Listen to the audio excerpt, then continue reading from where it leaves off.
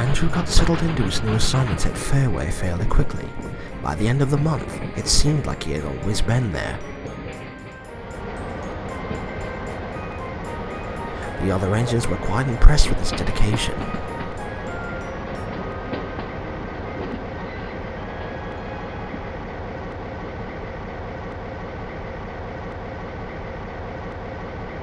I gotta hand it to him. He seems fairly passionate about his work. That's what dual service engines like us were all about. We rise up to any occasion.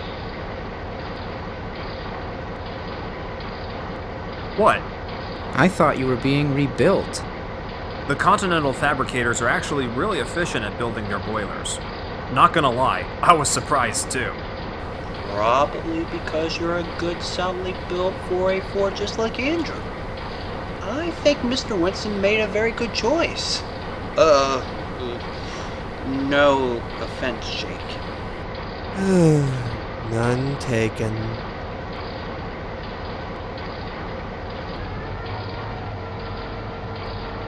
Indeed, it seemed everybody had taken a liking to Andrew. Well, almost everybody. I'm sorry to say, there was one engine in Fairway who had taken a dislike to him, and it was an engine nobody expected. He just can't seem to sit still, can he? Every time a train becomes available, he just wants to jump right on it. Ugh, you're making it sound like that's a bad thing. He just likes to keep busy. Well, no, it's not a bad thing. But does anybody else get the impression that he thinks he's the only engine that can get the work done around here, and that he has to do everything himself? No? Well, that's the impression I'm getting. Why don't you go talk to him yourself before you go around assuming things? I'm pretty sure that if you let this go to your hood, you'd only make things worse. What? I don't want to start anything. I just want him to understand that he's not the only engine on the railroad who can take on more than his share of the work.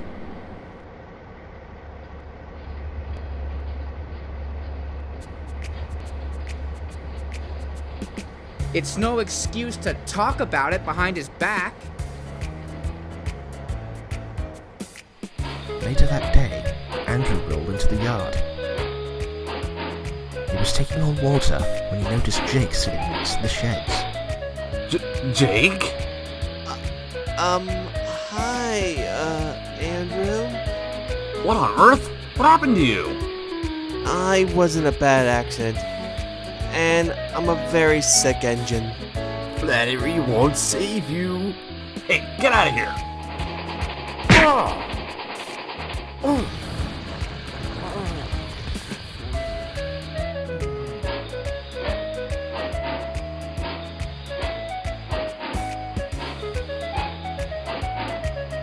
Really? Yeah, so now I'm back here, serving as a backup generator. That's, well, I suppose it's a better fate than scrap. I honestly wish I had been scrapped after what happened. I think it's a worse fate to be kept alive than being finished off. Hey, don't say that. Listen, you don't know all the things that have happened to me, Andy. I'm seriously messed up from everything I've been through, and the only reason why I'm here is because Mr. Winston still cares about me. Like I deserve it. And, admittedly, I have no idea what you've been through, but I still like you. You seem like you meant well when you were in, better shape. And I heard you're my replacement. How's that coming along? Oh, I'm just loving every second of it. This is all new to me, and I've been desiring some new scenery to look at. I bet you have. Though, have you had a chance to talk to Steve about the new home Cora went to? New home? Oh, that. I haven't been able to harden up and do that. I don't really want to just come out randomly out of nowhere and say, Cora's not at Fulton anymore, she's at a museum you probably haven't heard of, if you know what I mean. I guess that's understandable. I don't know how I could explain it myself. Yeah, as for my new job, though, I think Mr. Winston's quite happy with me. Probably thinks I was the perfect engine to replace you. Andrew hadn't meant to offend Jake with that last comment, but George only heard the end of that conversation and misinterpreted what Andrew was saying. Oh, I see how it is, Andrew. I'm sorry? I'd hope for your sake that you are. You come in here to take over for Jake, who was completely functional and could easily have been put back to work, and you're showing up boasting about taking over for him to his face. How rude. That's not what I meant. And anyways, why can't you pace yourself and smell the roses? That's not how we did things for the Santa Fe when I was working for them. We worked around the clock, and the only time you stopped is when you were down for an overhaul or if you broke down. Well, this isn't the Santa Fe anymore. You don't need to be pushing yourself to work every minute of the day. Why not? What's the purpose of a locomotive like me if I'm just gonna sit around and do nothing? I don't know. Rest? Well, there will always be plenty of time to do that later. Anyways, I gotta get going, Jake. I'll talk to you some other time.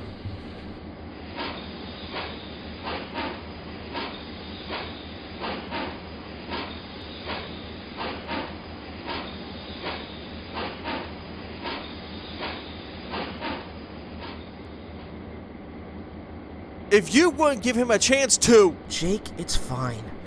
If I could have had a say, you'd still be working out here, and nobody would be coming in to replace you.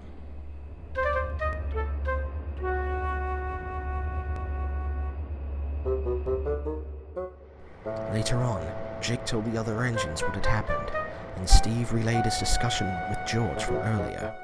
You'd think that two Santa Fe freight engines would get along.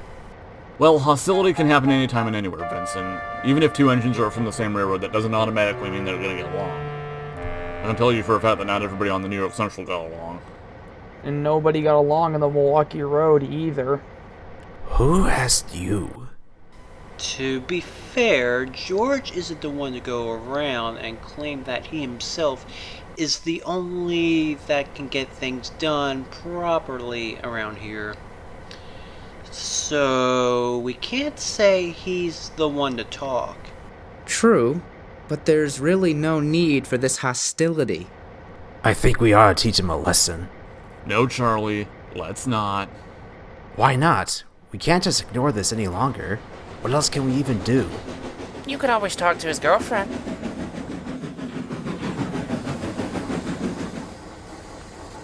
I guarantee you, he'll listen to me if it all fails. Crikey. I wish we thought of that. No sense in coming up with a complicated plan when you already have an easy solution to the problem. And likewise, I suspect Andrew would listen to you, Steve, seeing as you've known him longer than any of us. I can't say I disagree with that. That's settled then. But let's talk it out before we do anything else. However, as timing would have it, things didn't quite work out in the engine's favor. They wanted to talk to Andrew and George privately, but that night they were both in the sheds, as everybody needed to be present for an announcement. A very interesting proposal has been given to me. The Illinois Central Railroad wants to run a steam fan shed next weekend, and they've approached me about borrowing a locomotive. Or, to be precise, 2 locomotives. They said they'd like to run a double header, if it's possible, and I'd be very happy to oblige that request. My first choice was Vincent, but I haven't made up my mind on who the second engine should be.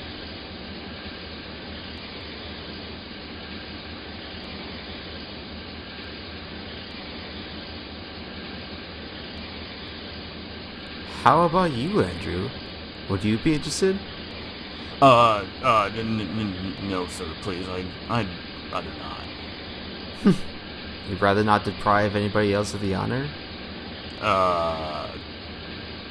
No. Well, in that case... Well, shoot, if Andrew's not going to do it, I will. I was literally just about to pick you, Nick. Why, thank you. And with Nick and Vincent absent for the weekend, you two will have to pick up the slack and do whatever work is assigned to them while they're gone. Roger that, sir. That'll be all for tonight. I'll be back tomorrow.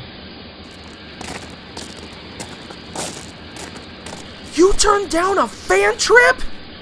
Yeah, and? What? What kind of steam engine turns down a fan trip? I tried that once several years ago. I didn't like it the first time and would rather carry on with my work rather than being gawked at by a bunch of enthusiasts with cameras. Wait, are you saying that... Yes, I don't like rail fans. And if you don't agree with me, that's your move. They just rub me the wrong way. Now I'm going to sleep. Good night. Andrew backed into the sheds and went to sleep, leaving everyone else speechless. A few days passed by, with George and Andrew barely saying a word to each other, and George usually giving him a dirty look when Andrew had his back turned to him. Nick and Vincent left late on Friday evening so that they could be in Chicago by that night. George was just coming in from his daily work, but then remembered that he had to take a grain train up to Black River Falls. He sighed to himself, but his thoughts were soon interrupted by a certain consultant.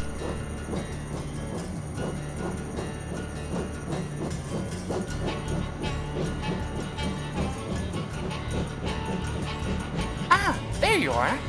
Oh, hey Katie. You're working late, aren't you? Yeah, I'm afraid so. Well, while you're here, I want to talk to you about something. Oh boy. Uh-huh. I think you know what this is about, don't you? It's about Andrew. You're very clever.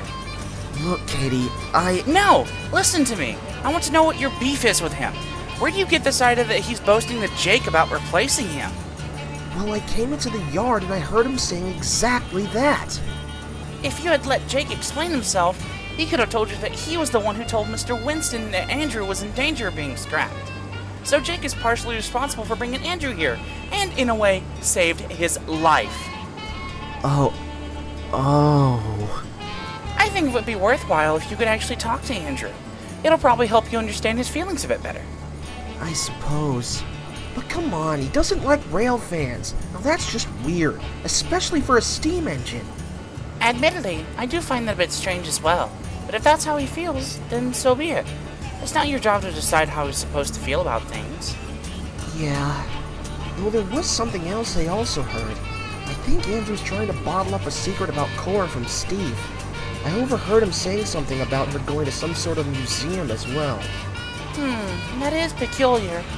But I repeat what I said before. You might have misinterpreted what he's trying to say. Well, when you put it like that... I still love you, George, which is why I'm trying to consult you about this.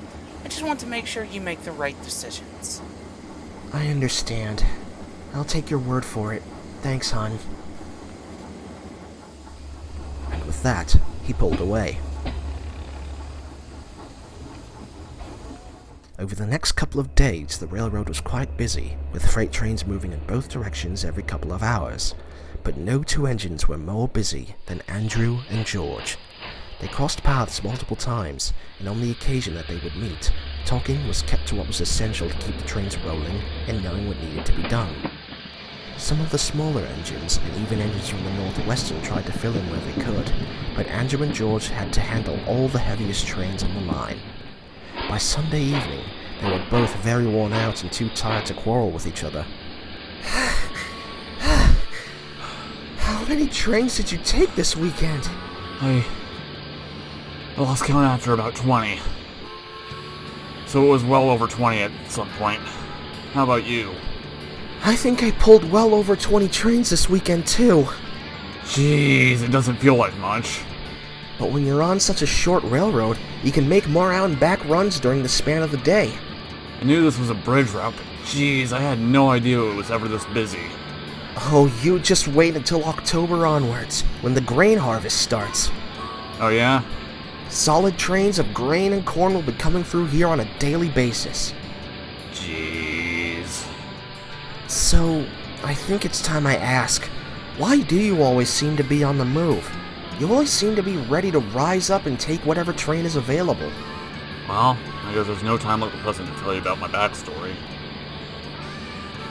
It's just that that's what I was conditioned to do back on the Santa Fe. Bear in mind, I was built during World War II. I had to hit the ground running and work non-stop for days on end. I'd get to rest once in a while, but with battles going on non-stop in Europe and Japan, there wasn't much time to rest. We had to keep going because we dreaded to think of what would happen if we eased up. And, well, after the war ended, that feeling of constantly being on the move just never left me. It just felt like I was always running into overtime and running at full throttle all the time, so to speak. The longest time I ever sat still was when I was sitting at the roundhouse in New Mexico waiting for what I thought would be The end. I've never really gotten a proper chance to rest, and I just assume that because I'm a locomotive, I just have to keep going and rise up to whatever task is thrown at me. Yes, the railroad may go by the same name, but the Santa Fe I worked for was quite a bit different from the Santa Fe you worked for. Work ethics changed, morals changed, the engines changed, and the people who ran the company changed. In my time, you started working, you didn't stop till the railroad decided that you needed an overhaul, or decided they didn't need you anymore and put you in storage, or sold you off for scrap. I see. But that doesn't explain your disposition for rail fans. I just don't understand what's so exciting about me doing the same things I've been doing since 1944 and doing exactly what I was built to do. As far as I'm concerned, I'm just doing my job. I don't see anything special about it. But it is special because you're a steam locomotive. And how often do you get to see a steam locomotive hauling revenue freight? I suppose it's not often anymore, but it's just me. And I know it's just me. I know a lot of other steamers around here love the attention, but it's just not for me. I want to be left alone so I can carry on with my job. Can you at least respect that? I suppose. Yeah, I guess I could see what you're getting at. I'm sorry for jumping to conclusions and making some false accusations.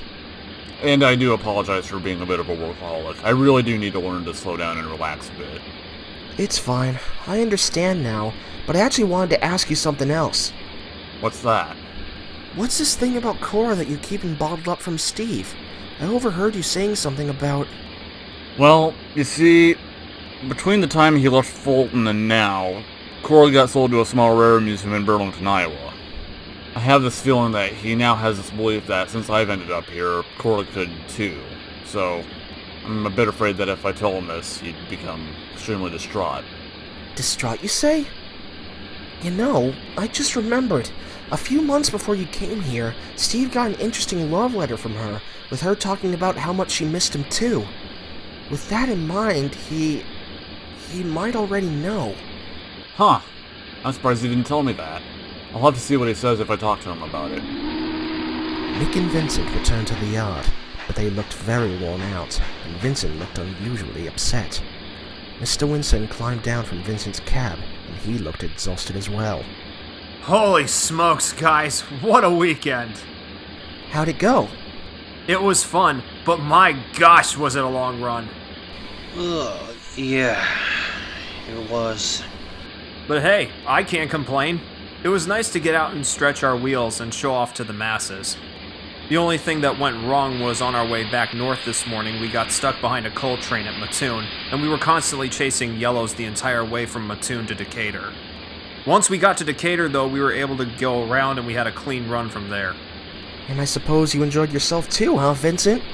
Yeah, I suppose.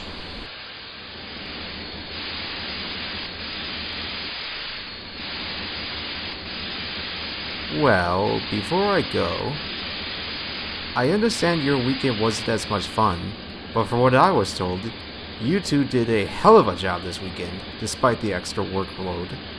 Well done, both of you. Thank you, sir. Yes, thank you.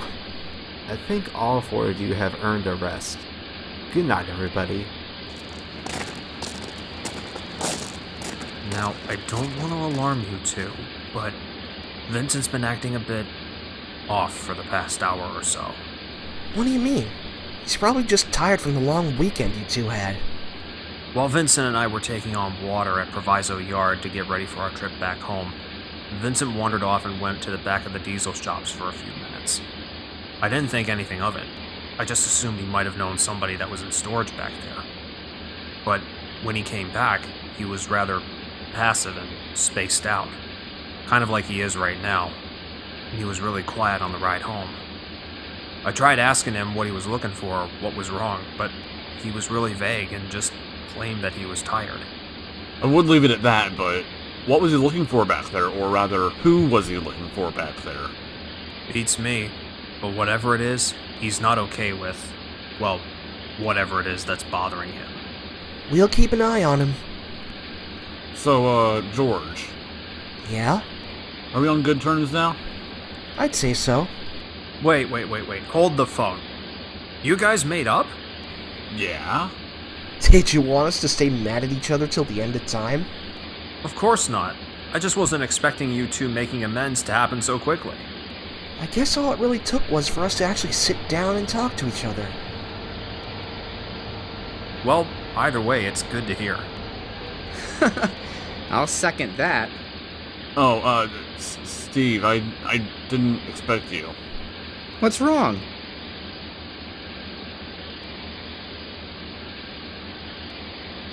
So, Steve, how come you didn't tell me about this letter that you got from Cora? Oh, that? I'm not sure, honestly. It must have slipped my mind. Why do you ask? I feel like I've made a mistake because there's something I haven't told you about Cora yet, and I should let you know she's not at Fulton anymore. She was sold to a rare museum that focuses on the Burlington route in Iowa. Huh. So that's why the return address on the letter said Burlington, Iowa. You're not shocked by this? Well, yeah, I'm a little surprised, yes. But at the same time, I did kind of have a feeling that, from the letter I mentioned. I see. But that doesn't disappoint you at all, though, does it? I mean, I'd like to help you find a way to communicate with her, but... Come to think of it, I can probably see if I can send a letter back to her. I've heard from a few workers that there's this thing called pen pals, so perhaps I could arrange something like that too, in this scenario. And, what do you want to write to her? Hey, Cora. Sorry this return message took so long to send. I kept putting it off because there were a lot of events that distracted me, but I want you to know that I'm in good health. Andrew has recently become a part of my current home himself after a complication regarding his ownership at Fulton, and we've caught up like we've never even been apart. How are you doing? I haven't heard of this museum Andrew tells me you're housed at nowadays. Well, I think that's a good conversation starter, wouldn't you say? Hey, Steve. If it's what you want to say to her, I'm happy to help you. Too bad you can't pay for stamps, though. I'm sure I can make up for it somehow. Yeah, I'm surprised too. I wasn't sure what I expected when I finally gave you the information about Cora's whereabouts. It's better not to keep things bottled up. Thank you for your honesty, my friend. Yeah, no problem. Over the next few weeks, whilst other things were occurring on the railroad, George and Andrew got along a lot better, and did what they could to help each other out. Their viewpoints on certain subjects still differ, but they respect each other now. I'm sorry to say, though, that Vincent became rather moody over the next few days. One evening, Michelle and Jerry returned from the last train of the day. They were about to retreat to the sheds, but when they arrived, they had an unexpected surprise. Hey, Michelle? Jerry? Can you please go somewhere else? Why? This is where we always stay for the night. Well, you caught me at a really bad time, and I prefer that you weren't here at the moment. What's that supposed to mean? Do you not trust us? Look, this is just a rather sensitive situation. I prefer to only have a select few attending.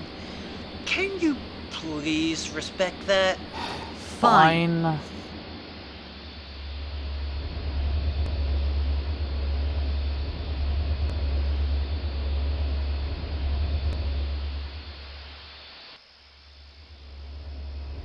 What the hell?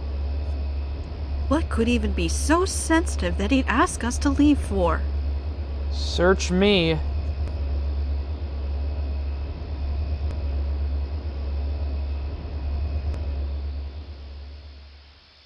Over the past few years, Vincent had kept a few secrets from the other engines in Fairway. As they say, the only things your friends don't know aren't worth knowing. I'm afraid one secret inside Vincent's smokebox had stood out like a sore thumb, but he had never felt that the time was right to share it. Over the past few years, he'd noticed it and it had become less and less of a problem. So on this night, he had decided to gather his closest friends and finally come clean. But I mustn't say any more, or I shall spoil the next story.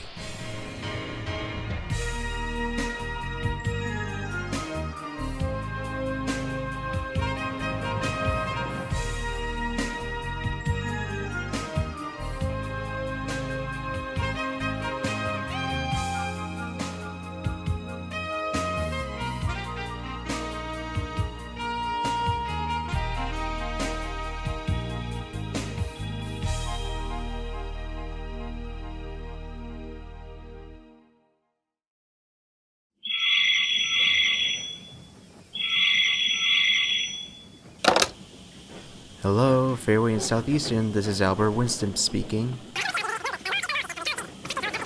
Yes, we do have a tender off of a Western Pacific GS64. Why do you ask? Really? You want to buy it, you're saying? Well, if that's the case, I think I should let you know that it was recently damaged in an accident. So if you really want it, I cannot take responsibility for whatever problems you may find with its condition. Thank you, you're still interested? Very well. Meet me next Friday and we can negotiate in person. And you can take a look at the tender with your own eyes, too. Thank you. Goodbye now.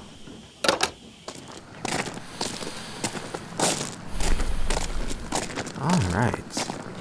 It looks like I take a little bit of weight off of my hands.